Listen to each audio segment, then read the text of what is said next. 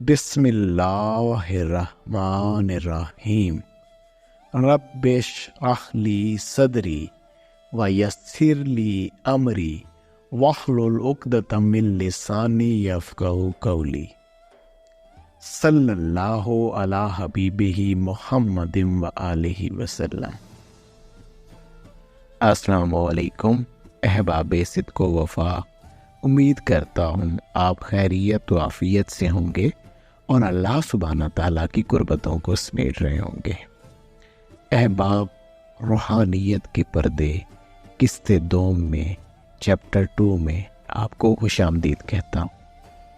जिस तरह से आप अहबाब ने किस्ते अव्वल को पसंद फरमाया, दिल उससे बड़ा शाद है, और जिस तरह से आपने किस्ते अव्वल में बताई गई रूहानी बीमारी से निकलने का अहद फरमाया, उससे बड़ा ही कल्बी इत्मीनान हासिल। अहबाब, आपकी दुआओं और नेक तमन्नाओं का समर है कि आज किस्ते दोम के साथ आप अहबाब के सामने हाजिर हैं।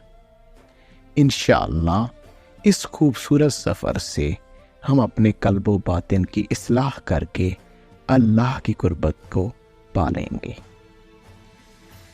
अहबाब, जैसा कि किस्ते अव्वल में आप ये जान चुके हैं कि गिलागो और गीबत से आलूदा ज़ुबान रखने वाले के आमाल पहले आसमां का निगहबान फरिश्ता रोक लेता है और उसको वहीं से ज़मीन पर ले जाकर साहिब अमल के मुंह पर दे मारने का हुक्म सादिर फरमाता है।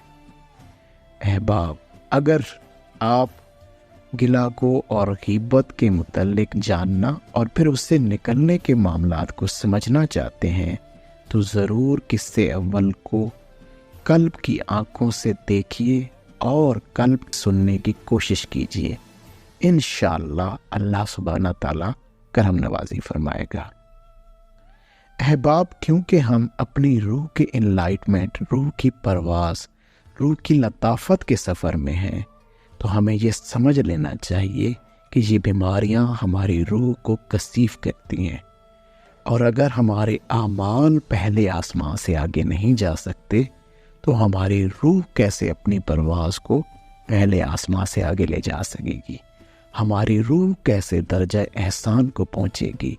हमारी रूह भला कैसे आलम नासूत से निकल कर अगले आलमीन, आलम जबरूत, मलाकूत, लाहूद और इन आलमीन आगे से आगे उनके सफ़र कैसे करेगी?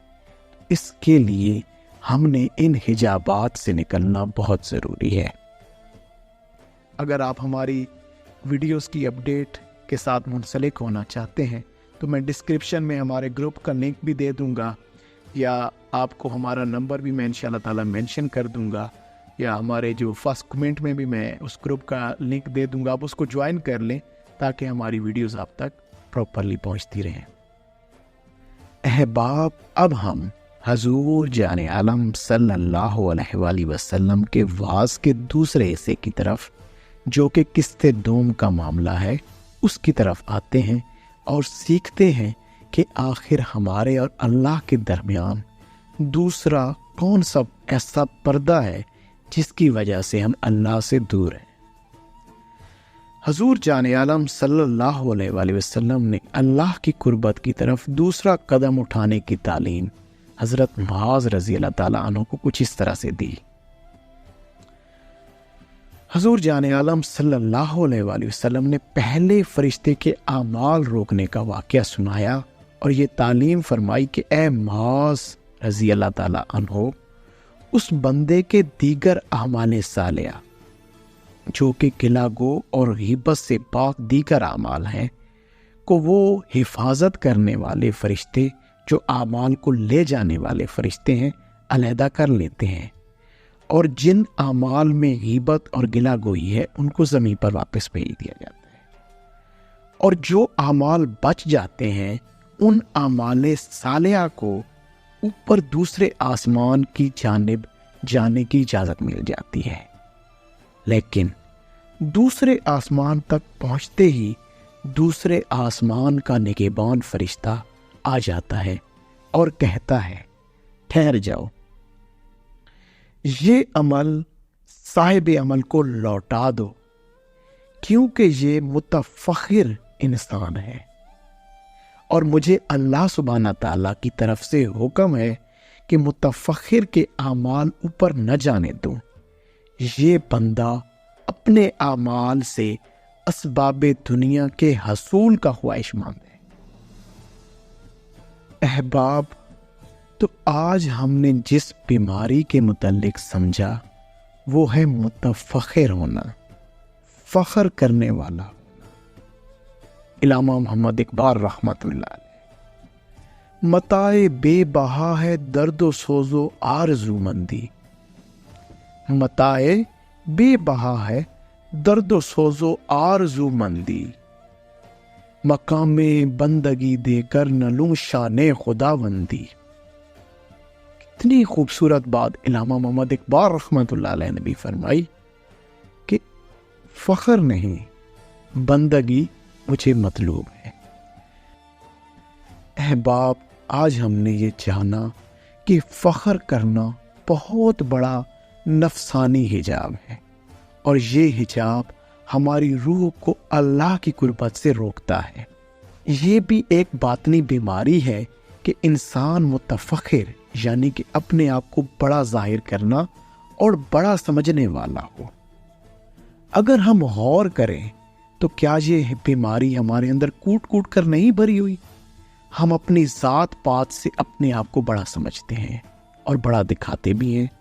میں فلاں قوم قبیلے کا، وہ فلاں نیچ، فلاں فلاں، میں بہت عالم و فاضل، باقی سب جاہل، میں بہت نیک پارسا، دوسرے بڑے گناہ گار۔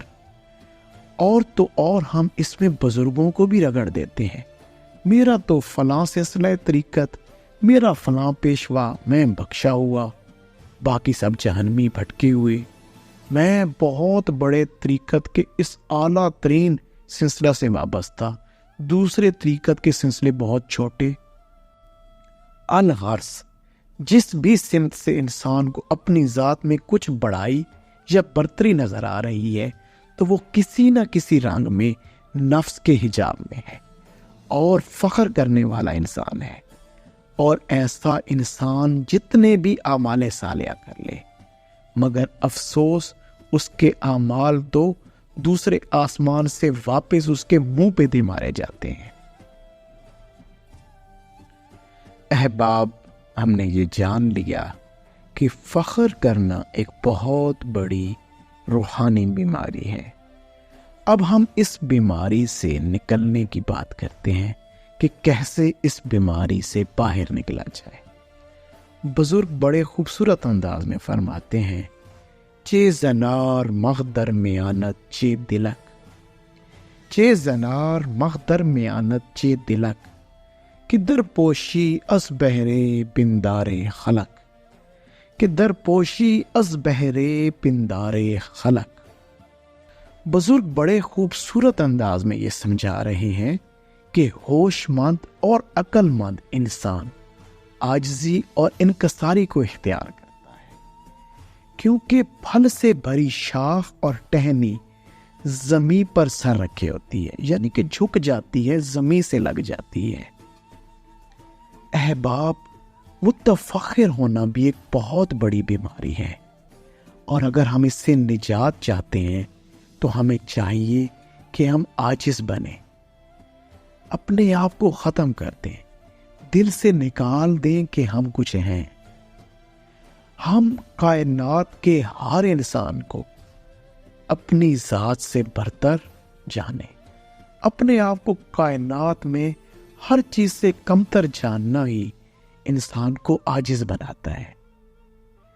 مگر یہ بات کرنا تو آسان ہے، لیکن اس پر عمل بہت مشکل، کیونکہ جب ہم عاجزی اختیار کرتے ہیں اور کوئی ہماری مزاج کے خلاف بات کر دیتا ہے تو پھر ہمارے اندر کے فخر سر اٹھانے لگتے ہیں۔ تو ہم نے اپنی ذات پر نظر رکھنی ہے، ہم نے اللہ کے ذکر کے ذریعے سے راہ تصوف پہ چل کے عاجزی اور انکساری کی کوشش کرنی ہے۔ اللہ سبحانہ تعالیٰ ہمیں عمل کی توفیق عنایت فرمائے، تاکہ ہمارے اندر عاجزی اور انکساری حاصل کرنے کا شوق ہو اور ہم اس کو حاصل کرنے کے لیے کوشاں ہو جائیں۔ یہ بھی متفخر ہونا ہی ہے کہ آپ اپنی ذات کو مکمل سمجھ لیں، اپنے علم کو، اپنی معرفت کو کامل سمجھ لیں، کیونکہ اللہ سبحانہ تعالیٰ نے قرآن کریم میں سورہ یوسف آیت نمبر 76 میں فرمایا وَفَوْقَ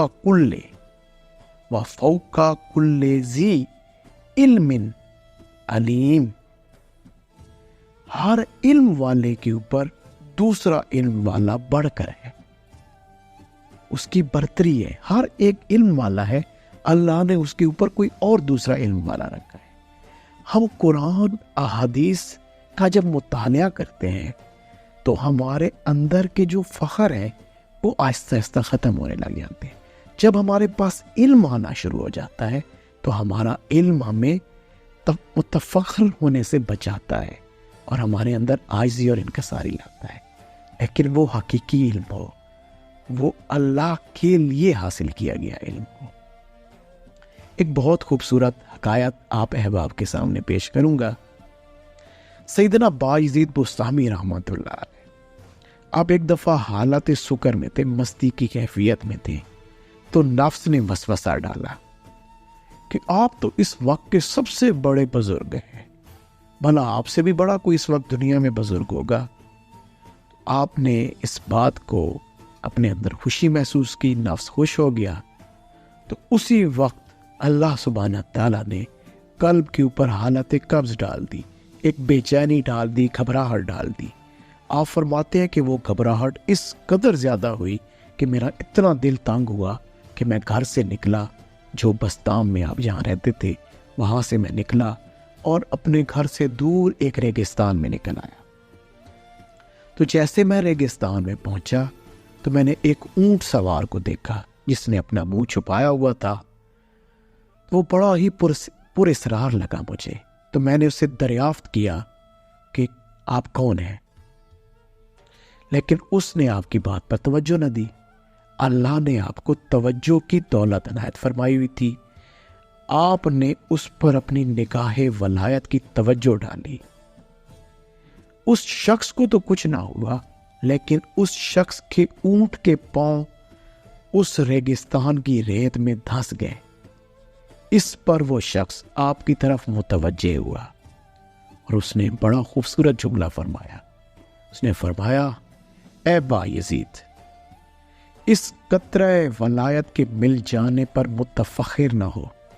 یہ جو تھوڑی سی اللہ کی قربت کی شراب مل گئی ہے، اس پر متفخر نہ ہو۔ قسم ہے اس مالک کی جس کی قبضہ قدرت میں میری جان ہے، اگر میں اللہ کی صفت جلال سے ایک سانس بھی لوں، تم اور پورا بستام صفحہ ہستی سے مٹ جائے۔ اور پھر اس شخص نے وہی آیت پڑھی جو کچھ دیر پہلے آپ احباب سے عرض کی ہے، وَفَوْقَ كُلِّ ذِي عِلْمٍ علیم، اور ہر علم والے کے اوپر دوسرا علم والا بڑھ کر ہے۔ اصل میں اس حکایت کے سمجھانے کا مقصد ہے، یہاں پر سیدنا بایزید بستامی رحمۃ اللہ علیہ کو اللہ سبحانہ تعالیٰ نے سمجھایا کہ ہماری دوستی پر متفخر نہیں ہونا، خود کو بڑا نہیں سمجھنا، فخر میں نہیں آنا۔ تو اس میں ہمارے لیے بھی ایک بہت خوبصورت سبق ہے کہ چاہے ہم اللہ کی دوستی میں کس قدر آگے چلے جائیں، لیکن کبھی اپنی ذات پر فخر نہ کریں۔ احباب، یہ تو تھے سیدنا بایزید بستامی رحمۃ اللہ علیہ۔ اب میں ایک اور معاملے کی طرف بھی آپ کی توجہ چاہوں گا تاکہ ہم فخر سے نکل سکیں۔ ان معاملات کے سمجھانے کا مقصد فخر سے نکل کر عز و انکسار کو حاصل کرنا ہے۔ آپ نے سیدنا خضر علیہ السلام اور سیدنا موسیٰ علیہ السلام کا واقعہ تو ضرور پڑھا ہوگا، اس سے واقفیت رکھتے ہوں گے۔ آپ کو پتا ہے کہ سیدنا موسیٰ علیہ السلام کو نبی ہوتے ہوئے بھی سیدنا خضر علیہ السلام کی طرف کیوں جانا پڑا؟ کیونکہ سیدنا موسیٰ علیہ السلام ایک محفل میں موجود تھے، تو وہاں پر کسی نے سوال کیا کہ حضور کیا اس وقت میں آپ سے بڑا بھی کوئی علم رکھنے والا ہوگا؟ آپ ہی بڑے علم رکھنے والے ہیں، اللہ کے نبی ہیں، اللہ سے ہم کلام ہوتے ہیں۔ تو سیدنا موسیٰ علیہ السلام نے جواباً یہ ارشاد فرمایا کہ ہاں، میں اللہ کا نبی ہوں، میں ہی سب سے بڑا علم والا ہوں۔ تو آپ نے جیسے ہی یہ بات فرمائی تو فوراً اللہ کی طرف سے یہ کہا گیا، اے موسیٰ، نہیں، آپ اتنے بڑے علم والے نہیں۔ آپ کو یہ سمجھایا گیا کہ سیدنا خضر علیہ السلام کو ہم نے خاص علم عطا فرمایا ہے جو آپ کو عطا نہیں فرمایا۔ تو آپ سمجھدار تھے، آپ اللہ کے نبی تھے، آپ نے فوراً یہ اللہ سبحانہ تعالیٰ سے عاجزی اور انکساری کا مظاہرہ فرمایا اور عرض کیا کہ مالک، پھر میں ان سے وہ علم حاصل کرنا چاہتا۔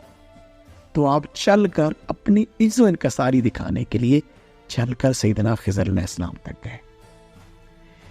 ان تمام واقعات کے عرض کرنے کا مقصد یہی ہے کہ انسان چاہے جس منصب اور مقام کو پالے مگر عاجزی اور انکساری کا دامن نہ چھوڑے، کبھی بلند باغ دعوے نہ کرے، اپنے آپ کو ایسا نیک پارسا سمجھنے کی بھول نہ کرے، بلکہ سب کچھ اللہ کی عطا سمجھے۔ حضور جان عالم صلی اللہ علیہ وآلہ وسلم کا فرمان علی شان اس قدر خوبصورت اور اس میں اتنا خوبصورت سبق آپ انشاءاللہ تعالی سن کر آپ کی روح اللہ کی قربتوں کے سفر کی طرف رواں دواں ہو جائے۔ آپ صلی اللہ علیہ وآلہ وسلم نے فرمایا، میں اولاد آدم کا سردار ہوں، اس پر بھی فخر نہیں۔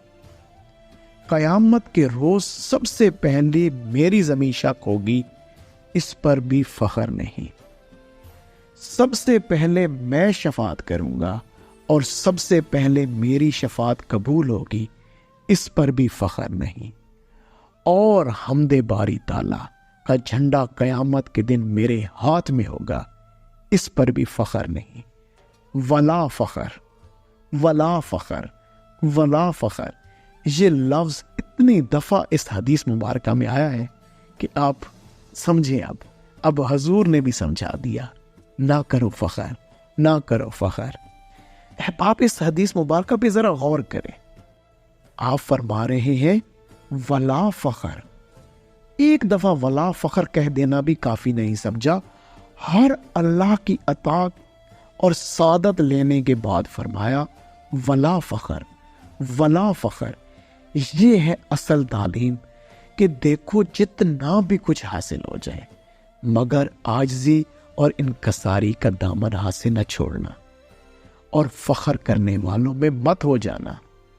تو حضور نے بھی یہی تعلیم دی کہ آپ کو اللہ سبحانہ تعالیٰ کی ذات کے ساتھ جتنا قرب، جتنا علم، جو کچھ بھی انسان حاصل کر لے، فخر نہ کرے اس پہ، بلکہ عاجزی اور انکساری کا دامن تھامے رکھے۔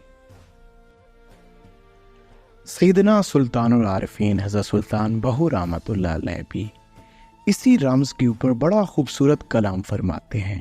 آپ فرماتے ہیں، نہ میں عالم، نہ میں فاضل، نہ مفتی، نہ قاضی ہو۔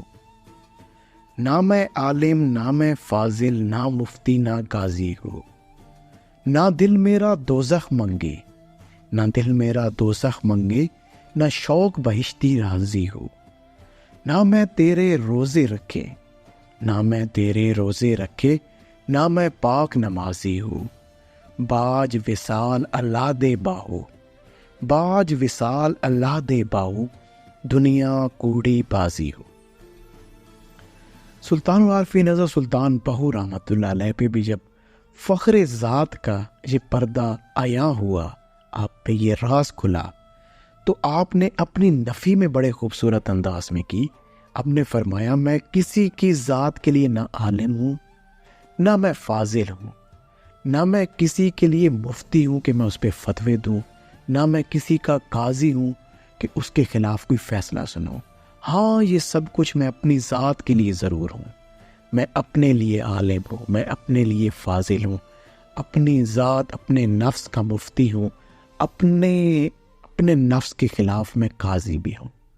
نہ دل میرا دوزخ منگے نہ شوق بہشتی راضی ہو، کہ یہ دوزخ کو بھی سائیڈ پہ رکھو بھائی، جنت کو بھی سائیڈ پہ رکھو، میں اب ان سے آگے کے معاملات پہ ہوں۔ نہ میں تیرے روزے رکھے نہ میں پاک نمازی ہوں۔ آپ نے اپنی نفی فرمائی کہ میں کوئی بہت بڑا روزے دار نہیں، کہ میں کوئی اتنے روزے رکھ رہا ہوں، نفلی روزوں کا معاملہ کر رہا ہوں، نہ میں کوئی بہت تقوی کے بلند باغ دعوے کروں کہ بہت بڑا نمازی ہوں، میں یہ کچھ بھی نہیں ہوں۔ آپ نے اپنی نفی کر دی، میں کچھ بھی نہیں ہوں۔ ہاں، آپ نے اصل بات آخر میں فرما دی، باج وصال اللہ دے باہو، باج وصال اللہ دے باہو، دنیا کوڑی بازی ہو۔